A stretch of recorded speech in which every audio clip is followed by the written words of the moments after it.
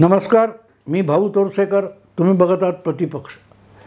मित्रांनो, सध्या महाराष्ट्र विधानसभेचं हिवाळी अधिवेशन नागपूरमध्ये चालू आहे आणि एक नंबरचे मुख्यमंत्री उद्धव ठाकरे सत्तेत असताना त्यांच्या कृपेने नागपूरमध्ये अधिवेशनच रद्दबातल केलं होतं. तुम्हाला आठवत असेल, मुख्यमंत्री नागपूरला जाण्याच्या परिस्थितीत नाहीत म्हणून विधानसभेचं अधिवेशनच त्या काळात रद्दबातल झालं होतं. असे महान मुख्यमंत्री सध्या जरा अडचणीत सापडलेले आहेत. यावेळेला ते मुख्यमंत्री नसताना नागपूरला गेलेत आणि ते नागपुरात विधिमंडळाच्या परिसरात असताना महायुती सरकारने एक घोषणा करून टाकली आहे की मुंबई महापालिकेच्या गेल्या 25 वर्षातल्या घोटाळ्यांचा आणि व्यवहाराचा आणि आर्थिक गडबडीचा तपास घेतला जाणार आहे. त्यासाठी एक SIT नेमून संपूर्ण झाडाझडती घेतली जाणार आहे आणि जो काय अहवाल येईल तो श्वेतपत्रिका म्हणून विधिमंडळासमोर मांडला जाणार आहे. अर्थात ही सूडबुद्धीची कारवाई आहे. तुम्हाला ऑडिटच करायचं असेल तर मग पिंपरी चिंचवडचं पण केलं पाहिजे, मग ते ठाण्याचं पण केलं पाहिजे, ते नागपूरचं पण केलं पाहिजे, ते कोल्हापूर, सोलापूर, नव्या मुंबईचं पण केलं पाहिजे, असा प्रतिवाद झाला. आम्ही निश्चिंत आहोत. आम्ही कुठलीही चूक केलेली नाही, आम्ही कुठलंही पाप केलेलं नाही हे सांगायची हिम्मत उबाठा शिवसेनेच्या कुठल्याही नेत्याकडून आजपर्यंत झालेली नाही. मग विषय दिशा साले यांच्या विषयात SIT नेमली जाण्याचा असो किंवा महापालिकेचं ऑडिट असो किंवा वेगवेगळ्या कोविड काळातल्या घोटाळ्यांचा विषय असो, काय उत्तर दिलं जातं? काल परवा मी ऐकत होतो, उद्धव ठाकरे यांचे कायदेशीर सल्लागार आणि सगळ्यात निकटवर्ती असलेले कायदेतज्ञ अनिल परब म्हणाले की हा विषय तपास करून त्याविषयी क्लीन चिट देण्यात आलेली आहे. CBIने तपास केला आणि क्लीन चिट दिली कुठच्या दिशा सालियन प्रकरणात. पण सूडबुद्धीने ठाकरे परिवाराला सतावण्यासाठीच हा विषय उकरून काढण्यात आलेला आहे. गाडलेली प्रकरणं उकरून काढून ठाकरे परिवाराला त्रास देण्याचा प्रयत्न होतोय असं म्हणताना आपण कुठल्या कुठल्या कबरी सत्तेत असताना खोदल्या होत्या याची आठवणसुद्धा तुमच्या अनिल परबांना नसावी. याच दिशा सालियन किंवा तुमच्या सुशांत सिंगच्या प्रकरणामध्ये अधिक रंगून बातम्या देणाऱ्या अर्णब गोस्वामीला तुरुंगात डांबण्यासाठी जे काय कमांडो पाठवले तो तमाशा लोकांना माहिती आहे. पण त्यासाठी प्रकरण कुठचं शोधून काढलं? तर तो कोण आर्किटेक्ट होता, त्यांनी आत्महत्या केली, त्याचं जे प्रकरण होतं जे कोर्टाच्या संमतीने तपास पुढे सरकत नसल्यामुळे क्लोज करण्यात आलं होतं, त्याची कबर खोदून तो आरोप अर्णब गोस्वामीवर लावण्यासाठी कोणी कबर खोदायचा उद्योग केला होता? मंत्री त्यावेळेला असलेले अनिल परब विसरले की आपण ती कबर खोदायला पुढे घेतो. उद्धव ठाकरे आदेश देत होते आणि आपण कबर खोदत होतो. त्यातून त्या कुठच्या काय ते नाईक काय कोण होता आर्किटेक्ट, तो आत्महत्या करणारा, ती आत्महत्या कोणी उकरून काढली होती? तेव्हा सूडबुद्धीने अशी जुनी प्रकरणं उकरणं यातच 2.5 वर्ष आपण घालवली आहेत हे अनिल परब विसरतात. आणि मग या अशा SIT आणि चौकशा म्हटल्या की त्यांच्या पोटामध्ये गुडगुडायला लागतं आणि त्यावरून मग चर्चा झाली, आरोप प्रत्यारोप अमुक तमुक सुरू झाले. उद्धव ठाकरेंनी तर आम्ही तुमच्याही कुटुंबाच्या मागे SIT लावू वगैरे अशी भाषा केली आणि त्यावरून मग अर्थात ब्रेकिंग न्यूज, सकाळचे प्रातर्विधी वगैरे सुरू झाले. मुद्दा असा आहे मित्रांनो, या सगळ्यामध्ये अर्थातच महायुतीच्या प्रवक्त्यांनी, नेत्यांनी, मंत्र्यांनी आपापल्या भूमिका मांडलेल्या आहेत. संजय शिरसाट यांच्यासारख्या शिंदे यांच्या अतिशय आक्रमक समर्थकाने सुद्धा हे प्रकरण ठाकरे परिवाराला महागात पडणार अशी पण भाषा केलेली आहे. ती किती महागात पडेल ते बघू. कदाचित धीरज शाहूकडून पैसे आणून ती किती महागाई ठाकरे परिवार सोसून दाखवेल, कारण सध्या काँग्रेसची आणि त्यांची दोस्ती आहे.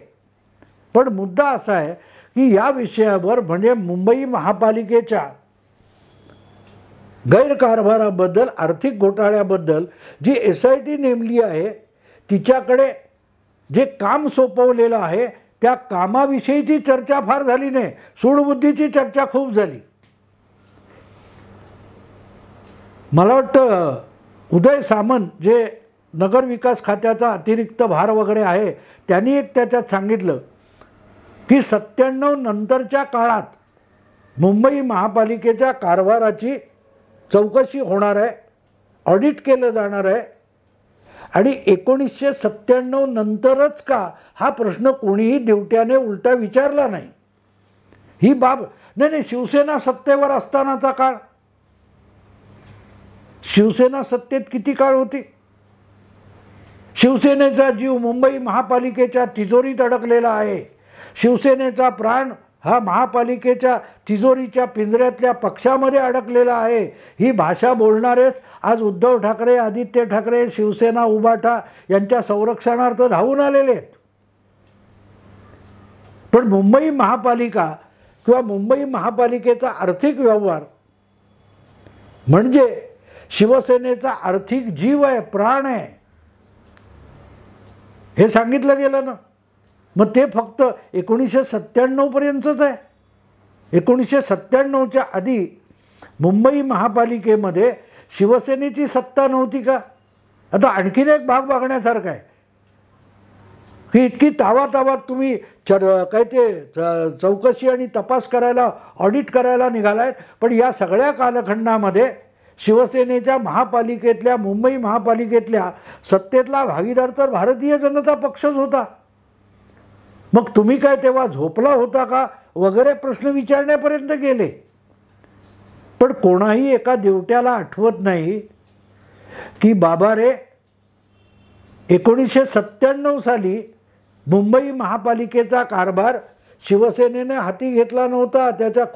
त्याच्याही 12 वर्ष आधी मुंबई महापालिका ही शिवसेनेच्या ताब्यात गेली. शिवसेनेची अनिर्बंध सत्ता किंवा निरंकुश सत्ता महापालिकेमध्ये 1986 साली गेलेली आहे. राजीव गांधी यांच्या नेतृत्वाखाली लोकसभेचा विक्रमी विजय जो काँग्रेस पक्षाला मिळाला 415 खासदारांचा, त्याच्यानंतर 2-2.5 महिन्यामध्ये विधानसभेच्या निवडणुका झाल्या आणि त्यातही शिवसेनेचा मुंबईत धुव्वा उडालेला होता. काँग्रेस जिंकली, किंबहुना काँग्रेस फक्त मला वाटते छगन भुजबळ निवडून आले 85ला आणि त्यानंतर 2-2.5 महिन्यात मुंबई महापालिकेच्या निवडणुका झाल्या. त्याच्या आधी लोकसभा आणि विधानसभा निवडणुकीत दत्ता सामंत आणि गिरणी संप यांच्यासमोर शिवसेना आपल्या बाले किल्ल्यात सुद्धा जमीनदोस्त होऊन गेली होती. पण लोकसभेनंतर अवघ्या 5-6 महिन्यात मुंबई महापालिकेची जी निवडणूक झाली ती शिवसेनेने स्वबळावर लढवली आणि सर्वात मोठा पक्ष म्हणून शिवसेना निवडून आली. बघता बघता शिवसेनेचे जवळपास सगळे शाखाप्रमुख हे त्या एका निवडणुकीने नगरसेवक होऊन गेले. तेव्हा शिवसेना महापालिकेत सत्तेवर आली ती 25 वर्षापूर्वी आली नाही, 38 वर्षापूर्वी आली, 1985 साली आणि आत्ता 2023 आहे. मग 1997 नंतरच्याच कारभाराचं ऑडिट करायचं ही काय भानगड आहे. सूडबुद्धीत जर वागायचं असेल, शिंदे सरकारला, महायुती सरकारला शिवसेनेच्या विरोधात सूडबुद्धीने वागायचं असेल तर मग 1985 पासूनच्या कारभाराचं ऑडिट केलं पाहिजे. तसं काय होताना दिसत नाही. एकदम 1997, 1985 पासून 1992 पर्यंत मुंबई महापालिकेत 7 वर्ष सलग शिवसेना सत्तेत होती आणि शिवसेनेचेच महापौर एकामागून एक होत होते. त्या 7 वर्षाच्या काळात छगन भुजबळ हे सुरुवातीचं वर्ष आणि शेवटचं वर्ष असं 2 वेळा महापौर झाले. त्यानंतर दत्ता नलावडे वगैरे वगैरेच, रमेश प्रभू वगैरे काही ते झाले. पण मुद्दा असा आहे की जर 38 वर्ष किंवा 37 वर्ष सलग शिवसेनाच मुंबई महापालिकेच्या सत्तेत होती, तो ऑडिट 97 वर्षा 1997 नंतरचं का किंवा आधीच्या 12 वर्षात शिवसेनेला या ऑडिटमधून सूट का दिलेली आहे? आणि कळीचा मुद्दा मित्रांनो तो असतो, बातमी सगळी तिथेच असते, पण ती बातमी ज्यांना कळत नाही ते हातात कॅमेरे आणि बूम घेऊन धावत असतात आणि वाटेल ते हागलं पाडलं तुमच्या आमच्या घरापर्यंत टी व्हीच्या चॅनलवरून पाठवत असतात. 1997 साली काय झालं होतं असं की त्यानंतरची 25 वर्ष मोजायची आणि आधीची 12 वर्ष सोडून द्यायची. तर त्याचं कारण असं आहे की 1991 साली 90 साली दुसऱ्यांदा महापौर भुजबळ झाले आणि ती मुदत संपल्यानंतर दिवाकर रावते हे महापौर झाले.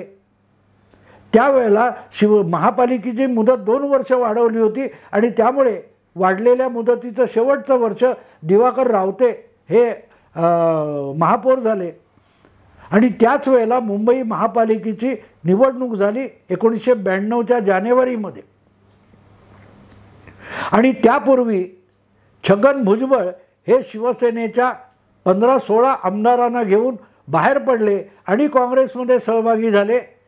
आणि त्यानंतर आलेली 92ची महापालिका निवडणूक मला वाटते जानेवारी फेब्रुवारी अशी काहीतरी झाली होती आणि त्यामध्ये भुजबळ अतिशय आघाडीवर होते.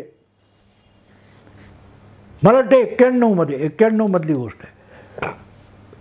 तर त्यावेळेला रामदास आठवले यांच्या RPA आणि काँग्रेस यांच्या मदतीने मुंबई महापालिका शिवसेनेच्या हातून काँग्रेसने हिसकावून घेतली होती. आणि पहिला महापौर RPAचे नेते चंद्रकांत हांडोरे यांना मुंबईचा महापौर बनवण्यात आलं होतं. आणि त्यांची मुदत संपल्यावर प्रभावळकर म्हणून मॅडम होत्या काँग्रेसच्या, त्या प्रभावळकर ह्या सामंत प्रभावळकर मला वाटते, त्या प्रभावळकर ह्या मुंबईच्या महापौर झाल्या होत्या. ही 2 वर्ष सोडली कारण प्रभावळकर यांच्यानंतर शिवसेना सत्तेत आली होती 95 मध्ये. आणि त्यानंतर मला वाटतं मिलिंद वैद्य हा माहीमचा तरुण नगरसेवक शिवसेनेचा महापौर झाला. आणि त्यानंतर सलग शिवसेनेचे महापौर मुंबई महापालिकेत येत राहिले. त्यामुळे 97 मध्ये शिवसेना पहिल्यांदा सत्तेत आली नाही. 95 पासून 1995 पासून अगदी आत्ताची महापालिका विसर्जित होण्यापर्यंत सलग शिवसेनेच्याच हातात सत्ता राहिली. मग ऑडिट करताना फक्त 97 नंतरचं का ह्याचं उत्तर शोधावं लागतं. आणि त्याचं उत्तर उद्धव ठाकरे शिवसेनेचे कार्याध्यक्ष होणं आणि त्यांच्या नेतृत्वाखाली 1997ची मुंबई महापालिका निवडणूक पहिल्यांदा लढवली गेली हे लक्षात घेतलं पाहिजे. बाळासाहेबांनी राज्यात रिमोटने जे शिवसेना भाजप युतीचं सरकार चालवलेलं होतं, त्यानंतर त्यांनी मुंबई महापालिकेची जबाबदारी आणि एकूणच शिवसेनेच्या संघटनात्मक कामाची जबाबदारी उद्धव ठाकरे यांच्याकडे सोपवली. ते 1997चं वर्ष होतं जेव्हा महाबळेश्वरच्या अधिवेशनामध्ये, पक्षाच्या अधिवेशनामध्ये राज ठाकरे यांनी उद्धव ठाकरे यांना कार्याध्यक्ष करण्याचा प्रस्ताव मांडला आणि तो सर्वानुमते मंजूर करण्यात आला. त्यानंतर शिवसेनेची संघटना आणि मुंबई महापालिकेचा कारभार हा एक प्रकारे उद्धव ठाकरे यांच्याकडे आला. त्यामुळे 1997 नंतरच्या मुंबई महापालिका कारभाराचं ऑडिट याचा अर्थ उद्धव ठाकरे यांनी मुंबई महापालिकेमध्ये आपल्या अधिकारात ज्या ज्या काय उचापती करून ठेवल्यात त्याचं ऑडिट करायचे. पण 97 पासून अलीकडे 85 पासून 97 पर्यंत 12 वर्षापैकी 2 वर्ष सोडली तर 10 वर्ष महापालिकेची सत्ता शिवसेनेकडेच होती. पण तेव्हा शिवसेनेचा कारभार बाळासाहेबांच्या इशाऱ्यावर आणि आदेशावर चालत होता. तर त्याची चौकशी एकनाथ शिंदे सरकार करणार नाही आहे, लक्षात घ्या. 85 पासून 22 पर्यंत महापालिका होती आणि त्यातली मधली 12 वर्ष, सुरुवातीची 12 वर्ष शिंदे सरकार ऑडिट करणार नाही आहे, ही बातमी आहे.